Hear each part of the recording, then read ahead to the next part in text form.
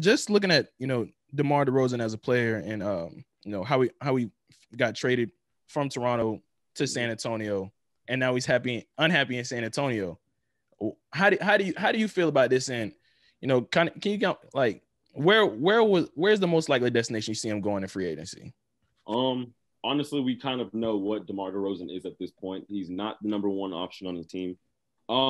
He could be a number two. It's yet to be seen because there was no one on San Antonio that was better than him. And you could argue in Toronto that Kyle Lowry was better or that he was better, but at the end of the day, they didn't make it far besides the Eastern Conference Finals when they took 2 off LeBron James's Cavs. DeMar DeRozan, he's a great talent in the sense of his mid-range is one of the best ones in the league. His defense could be a lot better. He doesn't really have much effort on the defensive side. But in terms of what San Antonio should do with him, I honestly think he'd be good with Milwaukee, if you want me to be honest. I feel like he'd kind of create another offensive player that Chris Middleton wasn't. Because DeMar DeRozan, at the end of the day, he still is capable of going off for 35, 40 if you give him the opportunities. Because I think if you relegate Chris Middleton to that third role, or if DeMar DeRozan runs that third role and Chris Middleton runs that second, maybe that could be what they need. Or possibly if you wanted to just kind of place him anywhere to where he could be efficient, what would be a good spot? The Clippers, no. They need bigs, honestly. They need a point guard. That's what they really need. Rondo would be beautiful over there, but he's not leaving. Honestly, DeMar DeRozan's a really hard character to gauge because he could fit in a lot of roles only because he has a scoring knack. But it's like, will he put any other team over the hump? Doubtful. I personally doubt it. All right, so I kind of disagree with you on that take. If we look at the whole landscape of the NBA right now, right? It's for me, I feel like it's more of a 3-point shooting contest, right? You gonna have to make threes to stay in the game. In terms of today's NBA, if you don't make at least 15 threes a game, you're probably not even in the contest in the first place. Yeah, unless you have some bigs that can help you get that offensive pressure. Right. And then when we look at DeMar DeRozan, he's more so of a mid-range kind of scorer.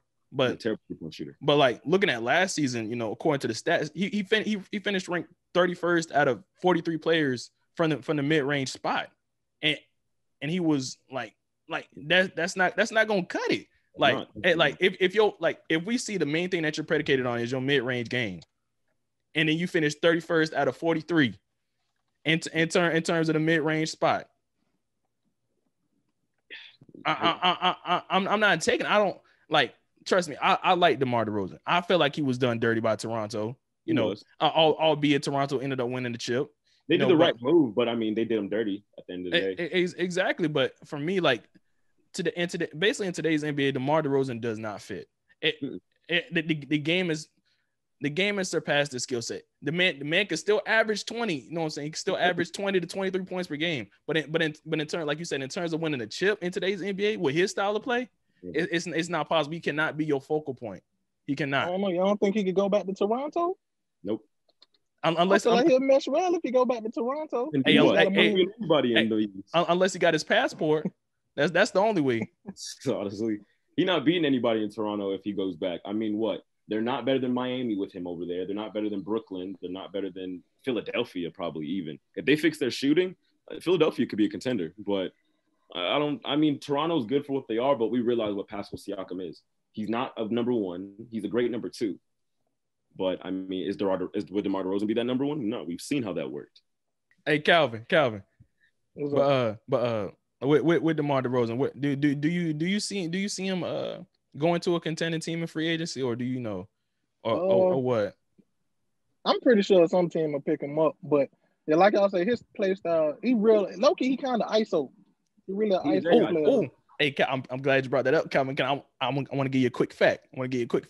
So according to Pound of the Rock, part of SB Nation, DeMar DeRozan had 316 isolation possessions during the 2018-2019 season, which ranked third in the NBA behind Russell Westbrook and James Harden. Now you want to know? Do you want to know the common denominator between all those three? Not only are they isolation heavy, but they can't win a damn thing with their style of play. So I'm glad you brought that up, Calvin. But go ahead and finish your point. I don't the ISO. I don't know. If he do, he gonna have to be in a kind of similar role to Melo. He's gonna have to try to switch his game up, but he not really a good catch and shoot player. Terrible. So I don't know I mean, he probably could work on it, but just as of how he play now, I don't know if he's gonna really be able to make it. See, I don't know if you could work on that. I don't know if you can improve your catch and shooting in a sense when your game is predicated on the mid range. Especially like, his form. It's his form. It's just not there. It's like whenever he pulls it farther, it's like, dang, DeMar, you just hit the side of the rim. It looked like. Yeah, I don't know what he got going on, but I don't know. I hope he could do something. I don't know. But of those three, James Harden is the most efficient of those isolation scorers. I honestly think you could win a championship with James Harden. I think, mind you, he was the closest. Because he can shoot, exactly. He was closest to being Golden State. Remember in their little big run, out of all the teams in the NBA, he's the only one that took him to 7. Jojo, did you just spit that out your mouth? Did you just say the Houston Rockets can win a championship with James Harden's style of play? They obviously have to tweak some things, but yeah, I think they still could. What's up, y'all? It's your boy Austin D here, and thanks for tuning in to another episode of Austin D Radio. If you'd like to catch up on any of the previous episodes, you guys can find the podcast on Apple Podcasts, Spotify, iHeartRadio, or wherever you guys get your podcasts from. All you have to do is type in Austin D Radio.